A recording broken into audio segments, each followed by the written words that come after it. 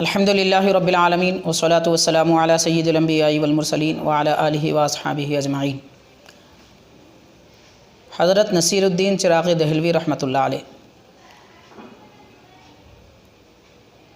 تذکرہ اولیاء دکن حیدرآباد کے تسلسل کے ساتھ ہم خصوصاً اولیاء حیدرآباد بزرگان دین علماء کبار کے تذکرے اور ان کی سیرت کے مختلف پہلوؤں پر گفتگو سماعت کر رہے تھے۔ حاضرین، ماہ رمضان المبارک کی 18ویں تاریخ حضرت سیدنا نصیر الدین چراغ دہلوی رحمۃ اللہ علیہ کے یوم وصال کی تاریخ ہے۔ اس مناسبت سے ہم سلسلہ تذکرہ اولیاء دکن حیدرآباد کے سلسلے کو روکتے ہوئے آج حضرت سیدنا نصیر الدین محمود چراغ دہلوی رحمۃ اللہ علیہ کا تذکرہ پاک کرنے کی سعادت حاصل کریں گے۔ حضرت کے متعلق اتنی بات ہمیں جان لینی چاہیے کہ حضرت نصیر الدین چراغ دہلوی رحمۃ اللہ علیہ کے اجلہ خلفاء میں سے حضرت سیدی بندہ نواز گیسو دراز بلند پرواز رحمۃ اللہ علیہ کی ذات پاک ہے، اور آپ کا حضرت چراغ دہلوی رحمۃ اللہ علیہ کا تذکرہ متعدد قدیم اور جدید کتابوں میں موجود ہے۔ ہم انشاءاللہ تعالی آج چند کتابوں سے آپ کا تذکرہ پاک آپ کے گوشے گزار کرنے کی سعادت حاصل کریں گے۔ ان میں سب سے زیادہ معتبر اور مستند جو سیرت اولیاء و تذکرہ اولیاء کی کتابیں ہیں، ان میں سے حضرت شیخ عبدالحق محدث دہلوی رحمۃ اللہ علیہ کی تصنیف اخبار الاخیار ہے، اور علاوہ اس کے دیگر اور متعدد سیرت پاک کی کتابوں میں تذکرہ اولیاء کی کتابوں میں آپ کا تذکرہ ملتا ہے، جن میں سے اقتباس الانوار بھی ہے، مرآت الاسرار بھی ہے، مشکات النبوہ ہے، اور پنج گنج جو حضرت سید فاضل بیابانی رحمۃ اللہ علیہ نے تحریر فرمائی ہے، اور ایسی متعدد کتابیں ہیں۔ ہم چند کتابوں سے آپ کی خدمت میں آپ کے تعارف جو جس انداز میں بیان کیا گیا ہے وہ پیش کرنے کی سعادت حاصل کریں گے۔ ایک بزرگ فرماتے ہیں کہ حضرت سلطان المشائخ کی کرامتوں میں سب سے بڑی کرامت، یعنی حضرت نظام الدین اولیاء محبوب الہی رحمۃ اللہ علیہ جو حضرت نصیر الدین چراغ دہلوی رحمۃ اللہ علیہ کے شیخ ہیں اور آپ کے پیر ہیں، مرشد ہیں، تو فرماتے ہیں کہ سلطان المشائخ یعنی محبوب الہی کی کرامتوں میں سب سے بڑی کرامت حضرت شیخ نصیر الدین بن یحییٰ چراغ دہلوی رحمۃ اللہ علیہ کی ذات پاک ہے۔ اور حضرت کے متعلق یہ لکھا جاتا ہے کہ آپ کا مقام و مرتبہ کیا ہے۔ حضرت نصیر الدین محمود رحمۃ اللہ علیہ کا شمار اکابر اولیاء ہند میں ہوتا ہے۔ حضرت نصیر الدین محمود چراغ دہلوی رحمۃ اللہ علیہ کا شمار اکابر اولیاء ہند میں ہوتا ہے۔ آپ کی شان بہت بلند، علم بے پایا، اور آپ کے احوال مستور ہیں۔ آپ ان سب خوبیوں کے مالک اور حامل ہیں۔ ابتدائی سلوک سے لے کر انتہا تک مسلسل ریاضت اور مجاہدات میں آپ مشغول رہے۔ تسلیم و رضا میں آپ کا کوئی ثانی نہیں تھا۔ حضرت سلطان المشائخ محبوب الہی رحمۃ اللہ علیہ کے بزرگ ترین خلیفہ ہیں، اور آپ کے وصال کے بعد دہلی میں آپ سجادہ خلافت پر متمکن ہو کر ایک جہاں کے لیے منبع رشد و ہدایت بنے رہے، اور بے شمار بزرگوں کو آپ کے فیض صحبت سے مرتبہ تکمیل و ارشاد حاصل ہوا۔ اور بزرگان دین یہ بھی لکھتے ہیں کہ حضرت شیخ نصیر الدین محمود چراغ دہلوی رحمۃ اللہ علیہ کے جد امجد شیخ عبداللطیف رحمۃ اللہ علیہ خراسان سے لاہور تشریف لائے، اور لاہور میں آپ نے سکونت اختیار فرمائی، اور آپ کے ہاں ایک لڑکا پیدا ہوا جن کا نام یحییٰ رکھا گیا، اور اس کے بعد آپ لاہور سے ترک سکونت کر کے اودھ نامی مقام میں قیام پذیر ہوئے۔ اسی لیے حضرت محمود چراغ دہلوی رحمۃ اللہ علیہ کے نام مبارک کے ساتھ اودھی لکھا جاتا ہے، اور آپ کے گھر میں حضرت شیخ نصیر الدین محمود پیدا ہوئے۔ آپ کا سلسلہ نسب کے متعلق متعدد باتیں ملتی ہیں۔ بعض حضرات نے لکھا ہے کہ آپ کا سلسلہ نسب حضرت امام حسین رضی اللہ تعالیٰ عنہ سے ملتا ہے، اور بعض حضرات نے فرمایا کہ آپ حضرت سیدنا ابو بکر صدیق رضی اللہ تعالیٰ عنہ سے آپ کا سلسلہ نسب ملتا ہے۔ یہ دونوں روایتیں ہمیں تذکرہ اولیاء کی کتابوں میں ملتے ہیں۔ لکھا جاتا ہے کہ آپ کا لقب چراغ دہلی یا چراغ دہلوی یہ کیوں منعقد ہوا اور کیوں یہ لقب آپ کا موسوم ہوا؟ اس کے متعلق تقریباً 3 روایتیں اور 3 وجوہات ہمیں ملتی ہیں۔ ان میں سے ایک وجہ یہ کہ آپ کو چراغ دہلی کیوں کہتے ہیں۔ فرمایا جاتا ہے کہ حضرت سلطان المشائخ محبوب الہی رحمۃ اللہ علیہ کی خدمت میں جب آپ پہنچے اور آپ کے گرد حلقہ بنا کر کئی درویش بیٹھے ہوئے تھے، تو اس اثناء میں حضرت چراغ دہلوی رحمۃ اللہ علیہ بھی حاضر خدمت ہوئے اور کھڑے ہو گئے۔ تو حضرت سلطان المشائخ نے فرمایا کہ بیٹھ جاؤ، یعنی حضرت نصیر الدین چراغ دہلوی رحمۃ اللہ علیہ کے بیٹھنے کا ایک خاص مقام تھا جہاں روزانہ آپ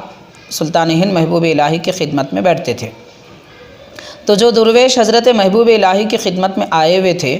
وہ اس انداز سے حلقہ بنا کر بیٹھے ہوئے تھے کہ محبوب حضرت چراغ دہلوی رحمۃ اللہ علیہ کی بیٹھنے کی جگہ ان کے سامنے ہوتی تھی، اور ظاہر ہے کہ جب وہ بیٹھیں گے اپنی جگہ پر شیخ کی خدمت کی خاطر اور کسی ضرورت کے لیے فوراً آپ کی خدمت کے لیے جلدی پیش کر سکیں، اس لیے سامنے بیٹھتے تھے۔ تو اگر آپ بیٹھیں گے محبوب الہی کے دربار میں حضرت چراغ دہلوی رحمۃ اللہ علیہ تو ظاہر ہے کہ شیخ کو رخ کر کے بیٹھیں گے اور جو درویش آئے ہوئے تھے ان کو پیٹھ ہوگی۔ تو اس لیے حضرت چراغ دہلوی رحمۃ اللہ علیہ نے عرض کیا کہ حضرت میں بیٹھ جاتا مگر میرے بیٹھنے سے ان درویشوں کی طرف پشت ہوتی ہے، تو ان کے ادب کی خاطر کہ کہیں ان کی طرف پیٹ کر کے بے ادبی نہ ہو جائے، ان کا ادب بجا لانے کے لیے میں کھڑا ہوا تھا۔ یہ سن کر حضرت نظام الدین اولیاء محبوب الہی رحمۃ اللہ علیہ نے ارشاد فرمایا کہ چراغ کے لیے پشت کیا اور منہ کیا، یعنی آپ ہماری محفل کا چراغ ہیں، آپ سلسلہ نظامیہ کا چراغ ہیں، آپ دہلی کا چراغ ہیں۔ تو فرمایا کہ جو چراغ ہوتا ہے وہ کدھر بھی رخ کرے اور کدھر بھی اس کی پیٹھ ہو، ہر طرف روشنی ہی روشنی ہوتی ہے۔ تو یہ لقب حضرت نظام الدین اولیاء محبوب الہی رحمۃ اللہ علیہ نے اپنے مرید خاص اور اپنے خلیفہ کو عطا فرمایا، تب سے آپ چراغ دہلی یا چراغ دہلوی کے نام سے مشہور ہوئے۔ چراغ نصیر الدین چراغ دہلوی، اس کو یا تو یوں پڑھیں گے کہ حضرت شیخ نصیر الدین محمود چراغ دہلوی، یعنی حضرت نصیر الدین رحمۃ اللہ علیہ چراغ ہیں اور وہ دہلی کے رہنے والے ہیں۔ اس کو یوں بھی پڑھا گیا ہے شیخ نصیر الدین محمود چراغ دہلی، یعنی آپ دہلی شہر کے چراغ ہیں۔ تو لہٰذا حضرت سلطان المشائخ محبوب الہی رحمۃ اللہ علیہ کا عطا کیا ہوا یہ لقب ہے جو آپ کے چراغ دلی ہونے کا ذکر اس میں کیا گیا ہے۔ دوسری ایک وجہ یہ بھی بیان کی جاتی ہے کہ حضرت چراغ دہلی رحمۃ اللہ علیہ کہ اس لقب کے متعلق یہ بھی لکھا گیا کہ حضرت سلطان المشائخ رضی اللہ تعالیٰ عنہ کا یعنی نظام الدین اولیاء رحمۃ اللہ علیہ کا عرس، حضرت محبوب الہی کا عرس حضرت چراغ دہلوی رحمۃ اللہ علیہ بڑے اہتمام کے ساتھ اور بڑی شان کے ساتھ کیا کرتے تھے۔ ایک مرتبہ ایسا ہوا کہ سلطان محمد تغلق جو خاص طور پر حضرت چراغ دلی رحمۃ اللہ علیہ کے لیے بڑا ظالم تھا، دوسروں کے ساتھ معاملہ اچھا رکھتا مگر حضرت کے لیے انتہائی ظالمانہ رویہ اس کا تھا، مگر مقام فردیت اور مقام قطبیت پر فائز ہونے کے باوجود حضرت چراغ دلی رحمۃ اللہ علیہ نے اسے درگزر کیا، معاف فرمایا اور اس کے معاملات پر جلال اور ناراضی کا اظہار نہیں فرمایا۔ تو وہ بڑا ظالم تھا اور آپ کے ساتھ معاملہ بڑا سخت رکھا کرتا تھا۔ چنانچہ اس کے دور میں جب آپ حضرت اپنے شیخ کا عرس کیا کرتے تھے، اس درمیان میں بیان کیا جاتا ہے کہ آپ اپنے شیخ کا عرس فرما رہے تھے، رات میں جب اپنے مقام پر پہنچے تو بادشاہ وقت کی حسد کی بنا پر بازار میں جتنا تیل تھا وہ سب ضبط کر لیا گیا اور بادشاہ یہ چاہتا تھا کہ کسی بھی طریقے سے حضرت نصیر الدین رحمۃ اللہ علیہ کو اذیت پہنچے، تکلیف پہنچے، اور آپ جو نیک کام کرنا چاہتے ہیں، کار خیر کرنا چاہتے ہیں، اپنے شیخ کا ذکر اور عرس کرنا چاہتے ہیں، اس میں خلل ہو جس سے آپ کے قلب کو تکلیف پہنچے، اذیت پہنچانا مقصد تھا، اس لیے تیل ضبط کر لیا۔ حضرت شیخ نصیر الدین محمود رحمۃ اللہ علیہ جب تشریف لائے اور دیکھا کہ وہاں کچھ نہیں ہے، تیل نہیں ہے، تو آپ نے رات کے وقت میں سارے چراغوں میں پانی ڈال کر پانی سے چراغوں کو روشن کر دیا۔ اسی روز سے آپ کا لقب چراغ دہلی ہو گیا۔ تو حاضرین، چراغ دہلی ہونے کا آپ کا لقب کیوں ہے، اس کی وجہ کیا ہے، یہ دو وجوہات بیان کی گئی ہیں۔ انہی میں سے ایک وجہ یہ بھی بیان کی جاتی ہے کہ حضرت ایک بڑے بزرگ ہیں، حضرت مخدوم جہانیہ سید جلال الدین بخاری رحمۃ اللہ علیہ، آپ حضرت چراغ دہلی رحمۃ اللہ علیہ کے زمانے میں مقام اوچ میں تھے، تو وہاں سے آپ بیت اللہ کی زیارت کے لیے، کعبہ شریف کی زیارت کے لیے تشریف لے گئے، اور وہاں ان کی ملاقات حضرت امام عبداللہ یافعی رحمۃ اللہ علیہ سے ہوئی، جو بڑے صوفی ہیں اور بڑے محدث ہیں، اور کئی ایک آپ کی تصانیف بھی ہیں۔ تو آپ سے ملاقات ہوئی اور صحبت مل گئی، تو انہوں نے فرمایا کہ اس سے پہلے دہلی میں بڑے بڑے مشائخ گزرے ہیں، بڑے بڑے صوفیہ اولیاء گزرے ہیں، اب اس وقت دہلی میں کون موجود ہیں جو اپنے مشائخ کی مشیقت سنبھالے ہوئے ہیں اور ان کی کامل پیروی و اتباع کرتے ہیں؟ تو حضرت مخدوم جہانیہ سید جلال الدین بخاری رحمۃ اللہ علیہ نے ارشاد فرمایا، آج کل شیخ نصیر الدین محمود چراغ روشن کیے ہوئے ہیں شہر دہلی میں، یعنی معرفت، علوم اور شریعت و طریقت کا چراغ آپ جلائے ہوئے ہیں، روشن کیے ہوئے ہیں دہلی میں، لہٰذا اس وقت سے آپ دنیا میں چراغ دلی کے نام سے مشہور ہوئے۔ علاوہ اس کے یہ معتبر کتابوں میں 3 وجوہات بیان کی گئی ہیں۔ علاوہ اس کے جو عظیم اور قدیم بزرگوں سے ایک اور وجہ سنی جاتی ہے جو مسموع ہے، یہ بھی بیان کی جاتی ہے کہ بادشاہ وقت، جیسا کہ بیان کیا گیا، سلطان محمد تغلق بڑا ظالم بادشاہ تھا، ہمیشہ حضرت کو اذیت پہنچاتا تھا، تقریباً 20-22 سال کے عرصے تک حضرت اس کی تکلیف کو برداشت کرتے رہے۔ تو حاضرین، اس نے ایک مرتبہ حضرت کو دہلی سے نکل جانے کا نعوذ باللہ حکم جاری کیا۔ حضرت چراغ دہلوی رحمۃ اللہ علیہ جیسے دہلی سے تشریف لے گئے تو 1-2 دن تقریباً گزرے تھے کہ سارے دہلی میں جس گھر میں، جہاں پر بھی، جس آستانے میں، مسجد میں چراغ چلایا جاتا، ادھر چراغ لگایا جاتا، ادھر بجھ جاتا، جبکہ نہ ہوا چلتی تھی نہ کوئی اور معاملہ تھا۔ تو لوگ جو اصحاب حال تھے، صاحب دل بزرگ تھے، انہوں نے بادشاہ کو اس بات کی خبر دی اور وجہ بتائی کہ دہلی میں جو اندھیرا ہے اس کی وجہ کیا ہے۔ تو پھر جب حضرت کو تشریف لانے کی گزارش کی گئی تو حضرت چراغ دہلوی رحمۃ اللہ علیہ جیسے تشریف لائے، فوراً سارے چراغ جل گئے، اس وجہ سے آپ کو چراغ دہلی کہا جاتا ہے۔ آپ کی شان، آپ کی عظمت اور مقام وغیرہ سے متعلق بہت ساری تفصیلات ہمیں ملتی ہیں، اور مختصر سے طور پر چند باتیں ہم آپ کے گوشے گزار کریں گے۔ حضرت نصیر الدین چراغ دہلوی رحمۃ اللہ علیہ کے متعلق بعض سیرت کی آپ کی لکھی گئی کتابوں میں ہمیں یہ تذکرہ ملتا ہے کہ آپ کے والد گرامی حضرت شیخ عبداللطیف رحمۃ اللہ علیہ خراسان سے لاہور تشریف لائے، اور لاہور تشریف لانے کے بعد وہاں آپ کی حضرت ایک شہزادے آپ کو تولد ہوئے جن کا نام یحییٰ تھا، اور پھر وہ وہاں سے اودھ تشریف لائے، اور وہاں حضرت شیخ نصیر الدین چراغ دہلی رحمۃ اللہ علیہ کی ولادت باسعادت ہوئی۔ اور جب آپ کے والد کا سایہ بچپن میں، حضرت چراغ دہلی رحمۃ اللہ علیہ کے والد کا سایہ بچپن میں اٹھ گیا، تو آپ نے اپنی والدہ نے جو نیکی و عفت میں بے نظیر تھی، آپ کو ظاہری تعلیم دلانے کی بے حد کوشش کی، حتیٰ کہ ہر علم میں آپ کو کمال حاصل ہو گیا۔ تو حاضرین، اس سے پتہ چلتا ہے کہ اولیاء کرام بزرگان دین سب سے پہلے ظاہری علوم حاصل کرتے ہیں۔ ظاہری علم کا مطلب کیا ہے، پہلے یہ بھی ہمیں سمجھ لینا چاہیے۔ لوگ ظاہر اور باطن میں شک اور شبے میں یا پھر کسی غلط فہمی کا شکار ہوتے ہیں۔ یاد رکھیے کہ ظاہر علم بنیاد ہے تو باطن علم اس کی عمارت ہے، ظاہر علم بیج ہے تو باطن علم اس کا درخت ہے۔ اور ظاہر علم سورج ہے تو باطن علم اس کی روشنی ہے، تو لہٰذا ظاہری علم کے بغیر باطنی علم کی روشنی نہیں ہے، علم ظاہر کے بغیر باطنی علم کی عمارت نہیں ہے، علم ظاہر کے بغیر باطنی علم کا درخت نہیں ہے۔ اسی لیے جتنے صوفیہ اولیاء بزرگان دین کی زندگی ہم پڑھیں گے، تقریباً بزرگوں کے احوال میں یہ بات بنیادی طور پر لکھی اور بتائی جاتی ہے کہ ان حضرات نے سب سے پہلے علوم ظاہری حاصل کی۔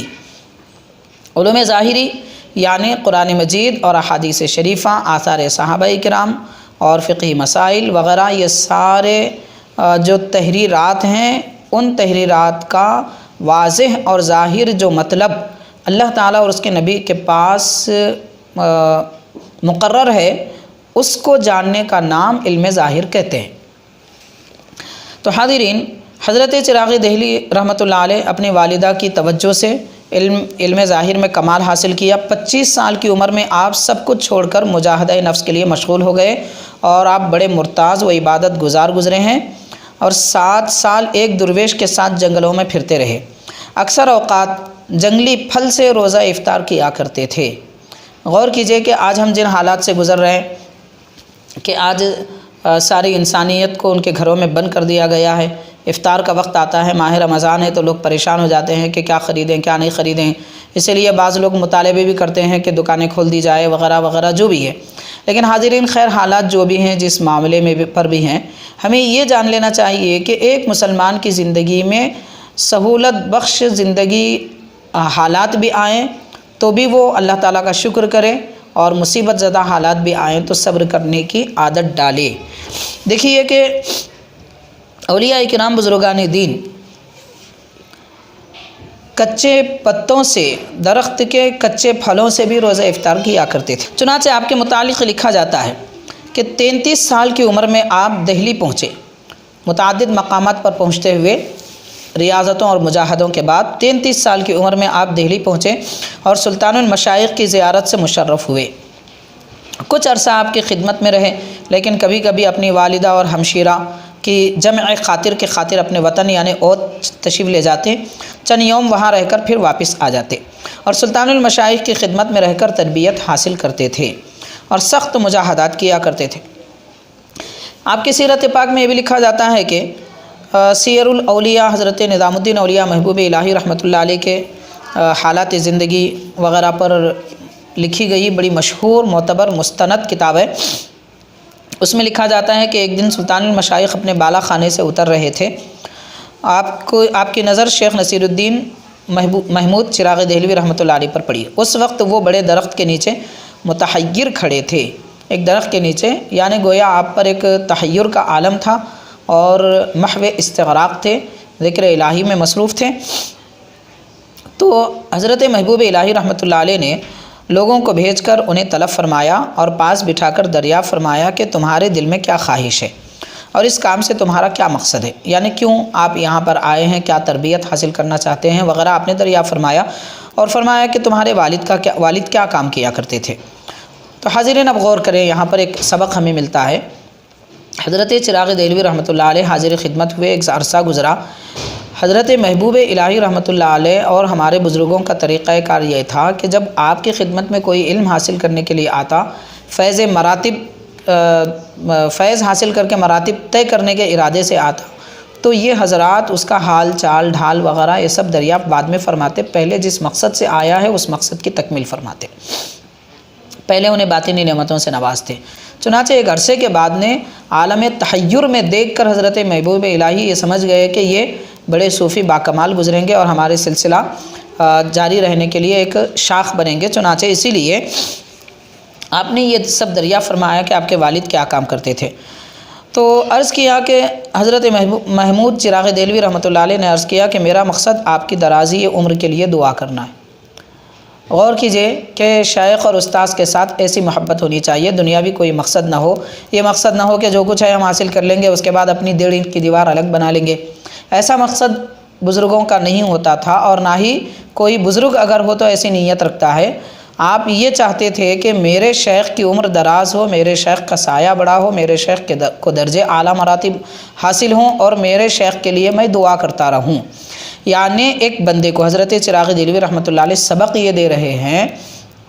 کہ اگر کسی بندے کو اپنے شیخ کے توسط سے، اپنے استاذ کے ذریعے قرب الہی حاصل ہوا ہے تو اس قرب کے ذریعے وہ اپنے شیخ کی خاطر ہی دعا کرے گا۔ تقرب اگر اسے حاصل ہوا ہے تو یہ نیت کرے گا۔ اور دوسری وجہ آپ یہ بیان فرماتے ہیں، میں اس لیے حاضر خدمت ہوا ہوں، میری زندگی کا مقصد یہ ہے کہ ایک تو حضور کہ میں آپ کے لیے دعائیں کرتا رہوں، دوسرا درویشوں کے جوتے سیدھے کرتا رہوں۔ یعنی جو بندے اللہ کی خاطر ریاضتوں میں، عبادتوں میں، مجاہدوں میں مصروف رہتے ہیں، شیخ اور اپنے استاذ کی خدمت میں حاضر رہتے ہیں، اصول علم کی غرض سے آتے ہیں، ان کے جوتے سیدھے کرنا، ان کی خدمت کرنا اور ان کی ضرورتوں کی تکمیل کرنا، یہ میرا مقصد ہے۔ اب غور کیا جائے کہ مشیخت کا مقصد کیا ہوتا ہے، بیعت کا مقصد کیا ہوتا ہے۔ اللہ کے نیک بندے حضرت سیدنا شیخ نصیر الدین چراغ دہلوی رحمۃ اللہ علیہ ارشاد فرما رہے ہیں اور فرماتے ہیں کہ ان کے جوتے سیدھے کرنا اور ان کی خدمت کرنا میرا مقصد ہے۔ اور میرے والد سوداگری کیا کرتے تھے، یعنی روئی کا کاروبار کرتے تھے، ان کے ساتھ کچھ لوگ تھے جن کے تعاون سے آپ روئی کا کاروبار کرتے تھے۔ تو حاضرین، حضرت سلطان المشائخ رحمۃ اللہ علیہ آپ کی یہ بات سننے کے بعد آپ پر نہایت شفقت فرمائی، رحم و کرم کا معاملہ فرمایا اور آپ پر مکمل توجہ فرمائی۔ انہی احوال میں سے جو آپ کے متعلق لکھے گئے ہیں، ارشاد فرماتے ہیں کہ حضرت شیخ نصیر الدین چراغ دہلوی رحمۃ اللہ علیہ فرماتے ہیں کہ ایک دفعہ مجھے نفس نے بہت تکلیف دینا شروع کیا، یعنی ریاضتیں اور مجاہدوں میں خلل اندازی ہونے لگی اور نفس برائی کی طرف، برائی سے مراد یہ ہم جیسی برائی نہیں ہے معاذ اللہ جو ہم گناہ کرتے ہیں، بلکہ اولیاء کرام رغبت حلال یا طاقت اور قوت رکھنے کے باوجود، برداشت کی قوت رکھنے کے باوجود جو نفس کھانے پینے کی طرف توجہ کرتا ہے اس کو گناہ یا برائی سے تصور کیا کرتے تھے۔ تو چنانچہ فرماتے ہیں کہ اس کے دفعیے کے لیے میں نے اس قدر مجھے پریشانی ہوئی کہ قریب تھا کہ میں ہلاک ہو جاؤں، یعنی نفس اتنا غالب آنے لگا۔ اور فرماتے ہیں میں نے اپنے دل میں کہا آدمی کے لیے نفس کے تابع ہونے سے اچھا ہے کہ وہ مر جائے۔ غور کیجئے کتنی پیاری بات آپ ارشاد فرما رہے ہیں، نفس کی پیروی، نفس کی مطابقت، میرا دل جو چاہے وہ کرنا اور میں جو سمجھوں وہی صحیح ہے، سارے لوگ میری اطاعت کریں، سارے لوگ میں نے جو کہا ہے اس کو مانیں۔ یہ جو تصور اور خیال ہے لوگوں کا، یہ نفس پرستی ہے۔ تو آپ فرما رہے ہیں نفس کی پیروی کرنے سے اچھا ہے کہ انسان مر جائے۔ اور اس کے بعد فرماتے ہیں کہ ایک دفعہ اس قدر میں نے مجاہدہ کیا، 10 دن تک کچھ نہیں کھایا۔ جب یہ خبر حضرت سلطان المشائخ محبوب الہی نظام الدین اولیاء رحمۃ اللہ علیہ کو ہوئی تو حضرت شیخ نصیر الدین چراغ دہلوی رحمۃ اللہ علیہ ارشاد فرماتے ہیں جب آپ کو یہ خبر پہنچی تو آپ نے مجھے پاس بلایا اور وہ فرماتے ہیں خواجہ اقبال یعنی جو آپ کے خادم تھے، تو خواجہ اقبال سے فرمایا کہ ایک روٹی اور حلوہ لاؤ۔ حضرت محبوب الہی نے یہ طلب فرمایا اور مجھے حکم دیا کہ کھاؤ۔ فرماتے ہیں میں غلبہ خوف کی وجہ سے چند دن تک اسے کھاتا رہا، یعنی روٹی اور حلوہ کھاتا رہا، کیونکہ حضرت نے مجھے حکم فرمایا ہے، اگرچہ کہ وہ حکم اس ایک مرتبہ کے لیے تھا جب نفس کی مرمت کرنے کے لیے اور نفس کی کمر توڑنے کے لیے 10 دن تک نہیں کھائے، اور جب شیخ نے فرمایا، حضرت نے فرمایا کہ کھاؤ تو پھر مسلسل کھاتے رہے۔ اس کو متابعت کہتے ہیں، پیروی کہتے ہیں۔ غرض کہ حضرت ایک بزرگ جو میرات الاسرار کے مؤلف ہیں، بڑے پائے کے بزرگ ہیں، آپ یہ ارشاد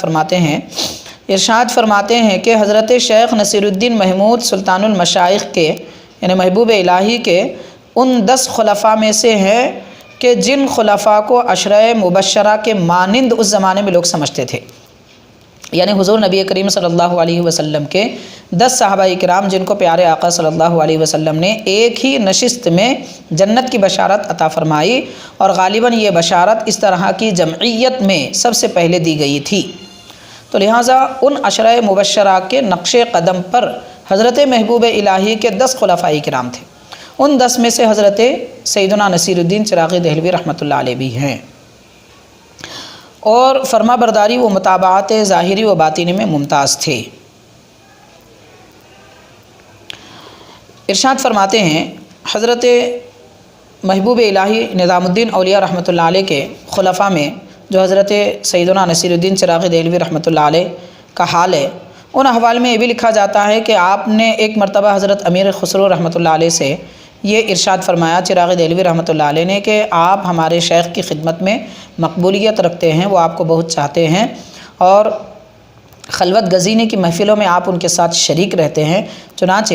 جب آپ تنہا ہوں اپنے شیخ کے ساتھ تو میری یہ گزارش پیش کر دینا کہ مجھے حضرت اجازت عطا فرمائیں کہ میں جنگلوں اور بیابانوں کی راہ لینا چاہتا ہوں اور زمانے سے دور رہنا چاہتا ہوں، لوگوں سے دور رہ کر رب کی عبادت اور نبی پاک صلی اللہ علیہ وسلم کی اطاعت میں اپنی زندگی گزارنا چاہتا ہوں۔ یہ آپ نے فرمایا کہ آپ مجھ سے اجازت، میرے متعلق آپ اجازت طلب کریں۔ تو حضرت امیر خسرو رحمۃ اللہ علیہ سلطان المشائخ رحمۃ اللہ علیہ کی خدمت میں بیٹھ کر ہر قسم کے حالات سنایا کرتے تھے، اور آپ جو اشعار تحریر فرماتے وہ بھی سنایا کرتے تھے۔ اس وقت انہوں نے حضرت نصیر الدین چراغ دہلوی رحمۃ اللہ علیہ کی درخواست حضرت شیخ کے سامنے پیش کر دی۔ آپ نے فرمایا ان سے کہہ دو کہ تمہیں لوگوں کے درمیان رہ کر ان کا جور و جفا برداشت کرنا چاہیے، یعنی آپ کو لوگوں کے درمیان رہنا ہے، چونکہ گویا حضرت محبوب الہی نے یہ بشارت عطا فرمائی کہ آپ میرے بعد میں میرے خلیفہ رہیں گے، مسند نشین رہیں گے، سجادہ بنیں گے، اور آپ ہی کے ذریعے زیادہ طور پر میرا سلسلہ لوگوں تک پہنچے گا، یہ آپ ارشاد فرما رہے ہیں۔ تو چنانچہ ارشاد فرماتے ہیں کہ آپ لوگوں کے درمیان میں رہنا ہے اور لوگ جو ظلم و زبردستی کریں گے اسے برداشت بھی کرنا ہے۔ اس جملے میں حضرت محبوب الہی نے یہ بھی پہلے ہی سے خبر عطا فرما دی تھی کہ بادشاہ وقت آپ کا مخالف ہوگا اور اس کی تکلیف کو آپ برداشت کرنا چاہیے، اور اس کے بدلے ایثار، بخشش اور عطا سے کام لینا چاہیے۔ یہاں سے سبق دیا جا رہا ہے، حضرت نظام الدین اولیاء رحمۃ اللہ علیہ نے اپنے مرید اور خلیفہ خاص کے ذریعے سارے چاہنے والے اور اہل اسلام کو سبق عطا فرما رہے ہیں کہ صوفی کیسا ہوتا ہے، ولی کس کو کہتے ہیں، اور سالک کا کام کیا ہوتا ہے۔ سالک کا کام یہ ہوتا ہے کہ وہ اپنے پر لوگوں کو ایثار سے کام لے اور اپنی ضرورت لوگوں کو عطا کر دے، خود بھوکا رہے اوروں کو کھلائے، بخشش سے کام لے، عطا سے کام لے۔ اس میں یہ اشارہ تھا کہ ایک دن انہوں نے ان کو حضرت شیخ کا سجادہ نشین بننا ہے۔ حاضرین، حضرت شیخ نصیر الدین چراغ دہلوی رحمۃ اللہ علیہ کے متعلق اور بہت ساری تفصیلات ہمیں ملتی ہیں، ان میں سے یہ بھی لکھا جاتا ہے کہ حضرت چراغ دہلوی رحمۃ اللہ علیہ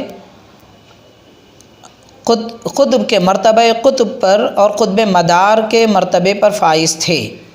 قطب مدار کس کو کہتے ہیں؟ قطب مدار وہ قطب ہوتے ہیں جو ولی کو ولایت سے معزول کرنا چاہیں تو کر سکتے ہیں، اور مرتبہ قطب مدار پہ جو فائز ہوتے ہیں وہ قطب عالم کہلاتے ہیں،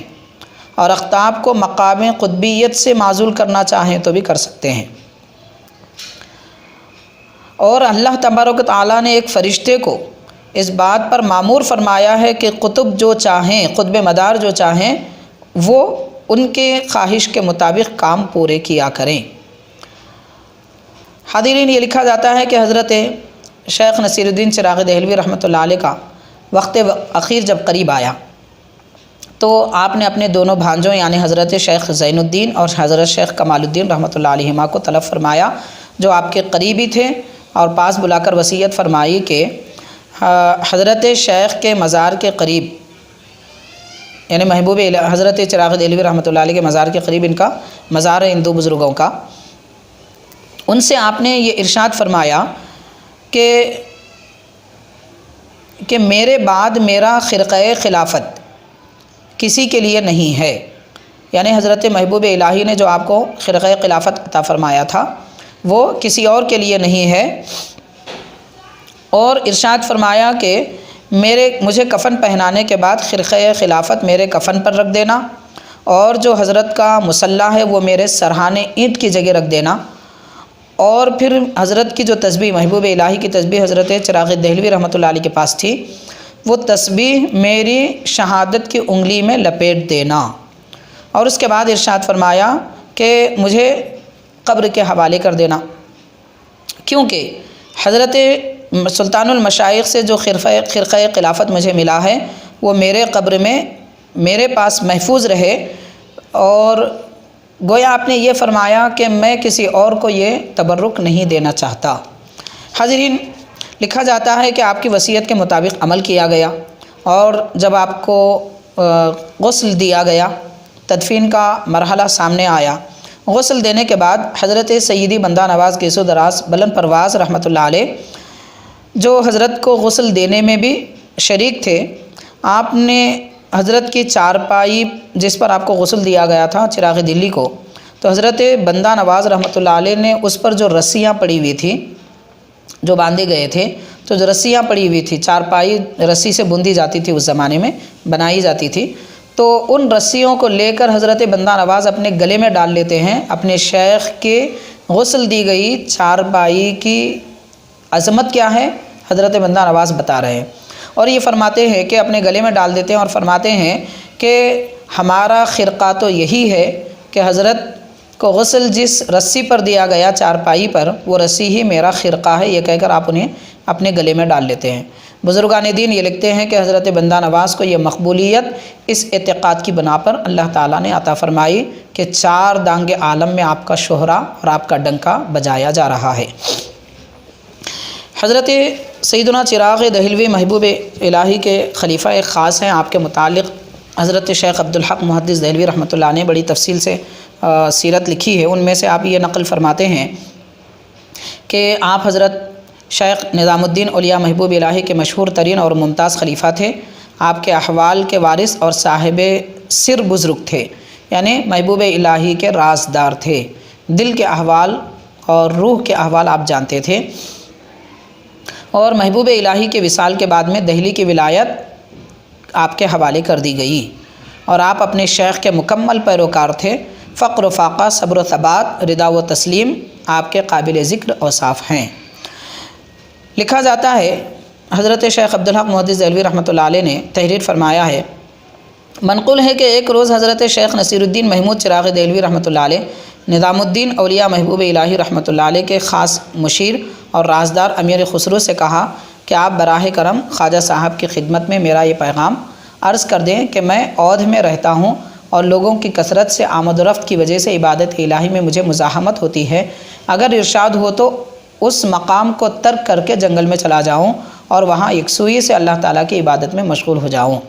یہی بات جو ہم نے کچھ دیر پہلے دوسری اور کتاب کے حوالے سے آپ کی گوشے گزار کیا تھا۔ تو حضرت محبوب الہی رحمۃ اللہ علیہ نے آپ کو یہ ارشاد فرما دیا تھا کہ فرمایا کہ جنگل جانے سے تمہارا کیا مقصد ہے، یعنی آپ کیوں جنگل میں جانا چاہتے ہیں، کیوں آبادی سے دور رہنا چاہتے ہیں؟ تو حضرت نے عرض کیا کہ مقصد آپ کی درازی عمر کی دعا مانگنا ہے، درویشوں کی جوتیوں کو سیدھا کرنا ہے۔ اب جنگل میں کون سے درویش ملیں گے؟ حاضرین، واقعتاً اگر دیکھا جائے تو درویش اور صوفیہ تو جنگلوں میں ہی رہتے ہیں۔ چراغ دہلوی رحمۃ اللہ علیہ ان کی خدمت کرنا چاہتے تھے جو پہلے ہی سے جنگلوں میں عبادت الہی میں مصروف ہیں۔ تو حضرت نے ارشاد فرمایا کہ میری بات اچھی طرح یاد رکھو کہ میں جب، حضرت محبوب الہی فرماتے ہیں کہ میں جب اپنے شیخ کی خدمت میں رہنے لگا، ایک مرتبہ میرے ایک دوست سے ملاقات ہوئی۔ حضرت نظام الدین اولیاء محبوب الہی اپنا حال بیان فرما رہے ہیں، اور پہلے یہ سمجھ لیجئے کہ حضرت محبوب الہی رحمۃ اللہ علیہ علم ظاہر میں انتہائی اعلیٰ کمال رکھتے تھے، اور آپ کو علم کلام میں خاص طور پر مناظرے میں اتنی دسترس تھی کہ آپ کے طالب علم کے زمانے میں لوگ آپ کو نظام الدین بحاث کہا کرتے تھے، یعنی کسی کی یہ ہمت نہیں ہوتی تھی اور کوئی آپ سے مباحثے میں پیش رفت نہیں کر سکتا تھا۔ آپ کے پاس ہر ایک شخص کے سوال کا جواب موجود تھا۔ ایسے باکمال شخصیت، اگر درس و تدریس کی مسند سجاتے، بڑے بڑے علماء کرام آپ کے شاگردی اور آپ کے دربار میں تلمذی کو اپنی شان اور اپنی عظمت سمجھتے تھے، لیکن آپ نے وہ سب کچھ چھوڑ کر حضرت سیدنا فرید الدین گنج شکر رحمۃ اللہ علیہ کے دربار میں حاضری دی اور ان کا جاروب کش اپنے آپ کو بنا لیا۔ تو آپ کے ایک دوست کئی زمانے کے بعد آپ کو دیکھے محبوب الہی کو، اور یہ کیفیت دیکھے کہ پرانے کپڑے ہیں اور بوسیدہ حال ہے۔ یہ کیفیت دیکھ کر فرمانے لگے کہ آپ علم میں اتنا کمال اور درک رکھتے ہیں، آپ خود اگر محفل سجاتے تو ہجوم آپ کے پاس ہوتا، اور ایک فقیر کے دربار میں کیوں آپ موجود ہیں؟ تو حضرت محبوب الہی نے تو ان کا کوئی جواب نہیں دیا اور حضرت شیخ کی خدمت میں چلے گئے۔ حضرت گنج شکر رحمۃ اللہ علیہ نے آپ کے دل کے حال کو اور اس وقت جو معاملہ پیش آیا تھا وہ جان لیا تھا۔ آپ نے ارشاد فرمایا کہ بابا نظام الدین، اگر کوئی آپ سے یہ کہے کہ کیوں اس فقیر کے در پہ پڑے رہتے ہیں، اپنے علم کا استعمال کرو اور لوگوں کو تعلیم دو وغیرہ وغیرہ اس قسم کی باتیں اگر کوئی کرے تو آپ کیا جواب دیں گے؟ تو حضرت محبوب الہی نے عرض کیا کہ حضرت آپ جو فرمائیں گے میں وہی جواب دوں گا۔ تو حضرت گنج شکر رحمۃ اللہ علیہ نے فارسی میں ایک شعر کہا جس کا مطلب یہ ہے کہ تم میرے ساتھی نہیں ہو، جاؤ اپنا راستہ پکڑو، اور تمہیں اقبال مندی مبارک، یعنی تم دنیا میں رہ کر اپنی دنیا سنوارنا چاہتے ہیں تو وہ تمہیں مبارک، اور مجھے عاجزی مبارک۔ اس کے بعد حضرت نے کھانے کا ایک خوان عطا فرمایا، وہ لے کر حضرت محبوب الہی اپنے دوست کے پاس آئے، اور یہ دیکھ کر ان کے دوست حضرت محبوب الہی کے ان کے سر سے خوان اتارا، دسترخوان تھا، اور اس کا جواب بھی آپ نے یہ شعر دے کر سنا دیا کہ میرے شیخ نے یہ فرمایا ہے۔ تو ان کے دل پہ ایک کیفیت طاری ہو گئی، وہ خود حضرت محبوب الہی کے ساتھ گنج شکر رحمۃ اللہ علیہ کی خدمت میں حاضر ہو کر آپ کے ہاتھ پر بیعت کیے اور تائب ہو گئے۔ حاضرین، یہاں بتانے کا دراصل مقصد یہ ہے کہ ایک انسان کو جتنا ہو سکے کمال حاصل کرنا چاہیے۔ یہاں یہ معنی نہیں ہے کہ درس و تدریس کرنا یا قرآن اور حدیث وغیرہ کی تعلیم دینا کوئی برا عمل ہے، بلکہ اس سے اچھا عمل تو کوئی اور عمل نہیں ہے۔ لیکن حضرت محبوب الہی رحمۃ اللہ علیہ خود کو صاحب کمال نہ سمجھ کر مزید باطنی علوم کی طرف تگ و دو کی اور اپنے شیخ کی خدمت میں حاضر ہوئے۔ دوست نے مشورہ دیا تو جو کار خیر میں اچھے عمل میں خلل اندازی کرتے ہیں یا وسوسے پیدا کرتے ہیں، ایسے لوگوں کے وسوسوں کو بھی سمجھنا ایک سمجھدار انسان کا کام ہوتا ہے۔ اس سے ہمیں یہ سبق ملتا ہے۔ بہرحال حضرت چراغ دہلی رحمۃ اللہ علیہ کے متعلق یہ بھی ارشاد فرمایا جاتا ہے کہ حضرت نصیر الدین محمود رحمۃ اللہ علیہ فرماتے ہیں کہ حضرت محبوب الہی رحمۃ اللہ علیہ بہت ساری مجھے تلقین فرمایا کرتے تھے، اور مجھ سے سخت ریاضت و مجاہدہ کا حکم فرماتے، اور اس درمیان میں یوں بھی ہوتا کہ کبھی 10 دن گزر جاتے اور کچھ نہ کھاتا، تو بیشتر اوقات یہ ہوتا کہ جب خواہشات کا غلبہ ہوتا تو میں کھٹائی کھایا کرتا تھا، یعنی کھانے کے لیے کچھ نہیں ہوتا تو کھٹائی کھاتے تھے، جس سے صفرا زیادہ پیدا ہو جاتا ہے، اور انسان کی طبیعت یہ چاہتی ہے کہ اب کچھ نہ کھاؤں، یعنی اگر نفس خواہش کرتا کہ کچھ کھاؤں تو چراغ دلی رحمۃ اللہ علیہ نفس کو کھٹا کھلاتے تھے تاکہ وہ دوبارہ کسی اور چیز کی خواہش نہ کرے اور معدہ کسی چیز کو قبول کرنے کے قابل نہ رہے۔ یہ کیفیت حضرت محبوب الہی کے خلیفہ خاص اور پروردہ شخصیت کی ہے۔ لکھا جاتا ہے، جیسا کہ ہم نے اس سے پہلے عرض کیا کہ سلطان محمد تغلق جو حضرت کے حق میں خاص طور پر بڑا ظالم تھا اور سخت رویہ اختیار کرتا تھا، اور حضرت کو کسی بھی طریقے سے اذیت پہنچانے کے بہانے اور راستے تلاش کرتا تھا۔ تو ایک دفعہ سلطان محمد تغلق بادشاہ نے حضرت نصیر الدین رحمۃ اللہ علیہ کے پاس سونے اور چاندی کے برتنوں میں کچھ کھانا بھیجا، اور اس غرض سے بھیجا کہ دیکھیں اگر وہ کھاتے ہیں یا نہیں کھاتے، اگر کھائیں گے تو ان پر تہمت لگائی جائے گی کہ سونے چاندی کے برتن سے کھاتے ہیں کہ وہ خلاف شرع ہے۔ اللہ کے نبی صلی اللہ علیہ وسلم نے سونے چاندی کے برتن اس امت کے لوگوں کے لیے منع فرمایا، اور اگر نہیں کھاتے ہیں تو بادشاہ کا دسترخوان یا بادشاہ کا تحفہ رد کرنے کے معاذ اللہ جرم میں انہیں تکلیف دی جائے گی۔ اس ارادے سے اس نے سونے چاندی کے برتنوں میں کچھ کھانے کی اشیاء بھیجی۔ تو حضرت چراغ دہلوی رحمۃ اللہ علیہ، یہ اولیاء اکرام کی شان ہے، جیسا کہ مشہور حدیث پاک ہے، اتقوا فراست المؤمن فإنہ ينظر بنور اللہ، یعنی مومن کی فراست یعنی باطنی نظر، دل کی آنکھ اور روح کی کیفیت، اور اس کے جاننے سے ڈرو بچو، کیونکہ وہ اللہ کے دکھانے سے دیکھتا ہے، اللہ کے نور سے دیکھتا ہے۔ حضرت چراغ دلی رحمۃ اللہ علیہ یہ جانتے تھے کہ اس میں کیا شر کا ارادہ کیا گیا ہے، چنانچہ آپ ان برتنوں میں سے کچھ حصہ کھانے کا ایک ٹکڑا لے کر اپنے ہاتھ میں رکھا، اور ہاتھ سے منہ کے ہاتھ منہ کے قریب کر کر آپ تناول فرما لیے۔ اس طریقے سے خلاف شرع امر سے بھی آپ بچ گئے، اور بادشاہ کے کھانے کے رد کرنے کا جو امکان تھا جرم کا یا الزام کا، تہمت کا، اس سے بھی بچ گئے۔ حاضرین، ایسی فراست ایک مومن کو اختیار کرنی چاہیے۔ اولیاء کرام اگرچہ کہ صاحب حال ہوتے ہیں، مگر صاحب حال ہو کر بھی وہ لوگوں کی شرانگیزیوں کو، ان کے ارادوں کو اور ان کے باطل نیتوں کو بھی جانتے ہیں اور اس سے پرہیز بھی کرتے ہیں۔ چنانچہ بداندیش لوگ یہ دیکھ کر بدخواہ ہو گئے اور ان کو الزام لگانے کا کوئی اور موقع نہیں ملا۔ لکھا جاتا ہے کہ حضرت چراغ دلی رحمۃ اللہ علیہ بڑے صاحب کمال بزرگ گزرے ہیں، تو آپ نے آپ کے ملفوظات ہیں خیر المجالس کے نام سے، حضرت حمید قلندر شاعر رحمۃ اللہ علیہ، جو دراصل حضرت محبوب الہی رحمۃ اللہ علیہ کے مریدین میں سے ہیں، مگر حضرت چراغ دلی رحمۃ اللہ علیہ کی صحبت میں بھی رہے ایک مرید کی طرح، اور حضرت برہان الدین غریب رحمۃ اللہ علیہ کی صحبت میں بھی رہے ایک مرید کی طرح۔ تو چنانچہ آپ نے حضرت چراغ دلی رحمۃ اللہ علیہ کے ملفوظات کو جمع فرمایا خیر المجالس، اور یہ آپ کے ملفوظات ہیں، اس کا تذکرہ ہمیں متعدد کتابوں میں ملتا ہے، انہی میں سے اخبار الاخیار بھی ہے، جس میں حضرت شیخ محدث دہلوی رحمۃ اللہ علیہ نے فرمایا کہ خیر المجالس کے مؤلف، اس کے جمع کرنے والے جامع و مرتب حضرت شیخ حمید قلندر شاعر رحمۃ اللہ علیہ ہیں۔ ان ملفوظات میں ایک علمی بات جو حضرت چراغ دلی رحمۃ اللہ علیہ کے متعلق ہے، وہ یہ لکھی گئی ہے کہ آپ نے کچھ نصیحتیں فرمائی، ان نصیحتوں میں یہ بھی ارشاد فرمایا کہ خلافت کے وقت میں یا مریدی کے وقت میں جو تھوڑے سے بال سر کے نکالے جاتے ہیں، کاٹے جاتے ہیں، اس کی وجہ کیا ہے؟ تو اس کی وجہ آپ بیان فرماتے ہیں، سر منڈانے کا مطلب یہ ہے کہ تصوف اور طریقت میں آنے کے بعد اپنا سر قلم کر دے۔ آپ غور کیجئے کہ مرید بننا کوئی اتنا آسان عمل نہیں ہے۔ حضرت چراغ دلی رحمۃ اللہ علیہ فرما رہے ہیں کہ طریقت میں آنے کا معنی یہ ہے کہ اپنا سر قلم کر دے، یعنی سر قلم کرنے کے بعد میں آدمی جیسے بے جان ہو جاتا ہے، طریقت میں داخل ہو جائے تو بھی اسے احساس نہ رہے کہ میں جاندار ہوں، اسے صرف اس بات کا احساس رہے کہ وہ اللہ کا بندہ ہے، رب کی اطاعت کرتا ہے، دین اس کے سامنے ہے، اس کی پیروی کرے اور اپنے شیخ کی بات مانے،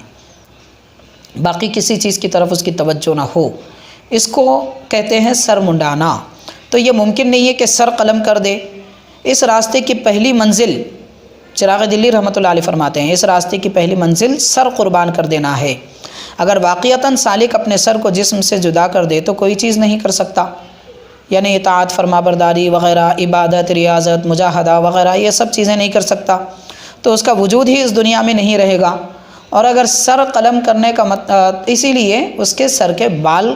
کاٹے جاتے ہیں یا پھر سر منڈایا جاتا ہے، تراشا جاتا ہے، تاکہ یہ سبق دیا جائے کہ اب ہم نے جیسے بال ہمارے سر کی زینت تھی، ہم نے اپنے جسم کو زینت کے لیے نہیں رکھا بلکہ اپنے دل کو سنوارنے کا اب ہم کام کریں گے، یہ سبق دیا جاتا ہے۔ چنانچہ ارشاد فرماتے ہیں، رب نے فرمایا والذین جاہدوا فینا لنہدینہم سبلنا۔ اس کے متعلق آپ سے سوال کیا گیا تو آپ نے ارشاد فرمایا کہ اللہ تبارک تعالیٰ فرماتا ہے کہ جو لوگ ہماری خاطر مجاہدہ کرتے ہیں ہم ان کے لیے اپنے راستے کھول دیتے ہیں۔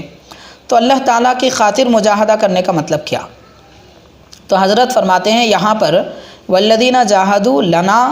یہ ہونا چاہیے تھا، مگر خالق کائنات نے فی نہ فرمایا، لام حرف جار کی جگہ فی حرف جار فرمایا۔ آپ غور کیجئے کہ ہمارے مشائخ اور بزرگان دین علم ظاہر سے بے بہرہ نہیں تھے، وہ ظاہر کو بھی جانتے تھے، باطن کو بھی جانتے تھے۔ تو فرماتے ہیں کہ لام یہاں پر فی یہاں پر لام کے معنی میں ہے، اور لام اس لیے نہیں لایا گیا کہ فی میں جو جامعیت ہے، جو معنی ہے وہ لام میں نہیں آتا، اور وہ وجہ بیان فرماتے ہیں کہ ریاضت اور مجاہدہ کرنے والے لوگ تین حال سے خالی نہیں ہوتے۔ پہلا، مجاہدہ اس غرض سے کیا جاتا ہے کہ دوزخ کا خوف دل میں ہوتا ہے اور دوزخ سے بچیں۔ مجاہدے کی دوسری صورت یہ ہے کہ جنت اور حصول جنت کی خواہش رکھی جائے، اور تیسری صورت مجاہدے کی یہ ہے کہ صرف اللہ کی ذات اور اس کی خوشنودی کے لیے مجاہدہ کرے۔ تو اللہ تبارک و تعالیٰ فی بیان کر کے یہ ارشاد فرما رہا ہے کہ مجاہدہ نہ دوزخ کے خوف سے کیا جائے نہ جنت کی طلب میں کیا جائے۔ دوزخ کا خوف بھی ایمان کا ایک حصہ ہے، جنت کی طلب بھی ایمان کا ایک حصہ ہے، اس میں کوئی شک نہیں ہے، لیکن مجاہدہ اللہ کی رضا کے لیے، اس کی خوشنودی کے لیے کیا جائے۔ تو جو مجاہدہ صرف خدا کی ذات کے لیے کیا جائے وہ للہ یا فی اللہ ہوگا۔ اس مجاہدے کی زیادہ قدر اس لیے ہے کہ یہ خالصتاً خدا کی ذات ہی کے لیے کیا جاتا ہے۔ اسی لیے اللہ تعالیٰ نے ایک مقام پہ یہ بھی فرمایا وجاہدوا فی اللہ حق جہادہ، یہاں پر بھی فی نہ جیسے وہاں پر فرمایا، یہاں پر بھی وجاہدوا فی اللہ فرمایا۔ حاضرین، حضرت سیدنا چراغ دہلوی رحمۃ اللہ علیہ کے اور بہت سارے نکات ہیں، علمی باتیں ہیں جو آپ کے ان مکتوبات وغیرہ میں، آپ کے ملفوظات میں موجود ہیں۔ تو ان میں سے ایک بات یہ بھی آپ نے ایک حدیث پاک کی شرح فرمائی ہے، مشہور حدیث پاک ہے ان اللہ خلق آدم علی صورتہ، یعنی اللہ تعالیٰ نے حضرت آدم علیہ السلام کو اپنی صورت پر بنایا۔ تو اس ضمیر کا مرجع کیا ہے، اس کے متعلق متعدد ہمیں اقوال ملتے ہیں، اور بہت سارے بزرگان دین نے اس کی تشریحات کی ہیں، شارحین نے بھی کی ہیں۔ حضرت شیخ الاسلام بانی جامع نظامی رحمۃ اللہ علیہ نے بھی اس کی تشریح فرمائی ہے۔ حضرت چراغ دہلی رحمۃ اللہ علیہ نے جو تشریح فرمائی وہی تشریح حضرت شیخ الاسلام کے کتابوں میں بھی ہمیں ملتی ہے۔ خیر، تو فرماتے ہیں کہ اللہ تبارک و تعالیٰ نے حضرت آدم علیہ السلام کو اللہ کی صورت پر بنایا، یہ معنی نہیں ہے، بلکہ اللہ تبارک و تعالیٰ نے حضرت آدم علیہ السلام کو ان کی صورت پر بنایا۔ آدم علیہ السلام کو تو پہلے پیدا کیا گیا، پھر ان کی صورت کیا تھی جو پہلے سے تھی؟ تو پہلے سے کوئی صورت نہیں تھی۔ یہاں صورت کا معنی کیا ہے؟ بہت ساری اس کی تشریحات ہیں، مگر حضرت چراغ دلی رحمۃ اللہ علیہ ارشاد فرماتے ہیں کہ یہاں پر صورت کا معنی یہ ہے کہ اللہ نے حضرت آدم علیہ السلام کو جیسے پیدا کیا، جس صورت میں آپ کا جسم مبارک بنایا، ڈھانچہ بنایا، روح ڈالی گئی، اسی صورت میں آپ وصال تک، دنیا سے تشریف لے جانے تک موجود رہے۔ یعنی بتایا یہ جا رہا ہے جیسے عام انسان ماں کے پیٹ سے بچے پیدا ہوتے ہیں اور ماں کے پیٹ میں ان کی خلقت بدلتی رہتی ہے، صورت گری بدلتی رہتی ہے، پیدا ہوتے ہیں، صبی بنتے ہیں، طفل بنتے ہیں، ولد بنتے ہیں اور بار بنتے ہیں، پھر اس کے بعد جا کر شاب ہوتے ہیں، پھر رجل ہوتا ہے، پھر شیخ ہوتا ہے۔ یہ سارے جو مراحل ایک انسان کی زندگی بھر میں طے ہوتے ہیں، ایسا کوئی مرحلہ حضرت آدم علیہ السلام کا نہیں تھا۔ حضرت آدم علیہ السلام کو رب نے جس صورت میں بنایا وہ بچپن سے نہیں تھا جیسے عام انسان ہوتے ہیں، بلکہ جیسا رب نے بنایا اسی صورت میں رکھا، اور پہلے بھی آپ کی ویسی ہی صورت تھی، بعد میں آپ کی ویسی ہی صورت تھی۔ تو ان اللہ خلق آدم علی صورتہ کی یہ تشریح حضرت چراغ دلی رحمۃ اللہ علیہ نے فرمائی ہے۔ ویسے آپ کی شان اور عظمت اور بہت ساری تفصیلات ہیں۔ حاضرین، آخر کار یہ ذکر کیا جاتا ہے کہ ماہ رمضان المبارک کی 18 تاریخ حضرت سیدنا نصیر الدین چراغ دلی رحمۃ اللہ علیہ کا یوم وصال ہے، اور 757 ہجری میں آپ کا وصال مبارک ہوا۔ اور بعض بزرگان دین، خاص طور پر لطائف اشرفی کے مؤلف حضرت یہ ارشاد فرماتے ہیں کہ حضرت نظام الدین اولیاء محبوب الہی سلطان المشائخ رحمۃ اللہ علیہ کے خلفاء میں تو بہت سارے مشائخ آئے اور بہت سارے اعلیٰ کردار والے بزرگ آئے، مگر سلسلے کی شان اور عظمت، سلسلہ نظامیہ جتنا حضرت چراغ دلی رحمۃ اللہ علیہ سے اشاعت میں آیا اور جتنا آپ کو فیض ملا، جو مرتبہ، جو کمال آپ کو دیا گیا، وہ کمال کسی اور آپ کے خلیفہ میں نظر نہیں آتا۔ یہ حضرت صاحب لطائف اشرفی بزرگ ارشاد فرماتے ہیں۔ بہرحال حضرت چراغ دلی رحمۃ اللہ علیہ کا یہ تذکرہ، آپ اس تذکرے کی برکت سے اللہ تعالی ہمیں دنیا و آخرت میں سرخروئی عطا فرمائے، کامیابی عطا فرمائے، نعمتوں سے سرفراز فرمائے، برکتوں سے مالا مال فرمائے، اور ہمارے بولنے، کہنے، سننے کو اللہ تعالیٰ اپنے دربار میں قبول فرمائے۔ حضرت چراغ دلی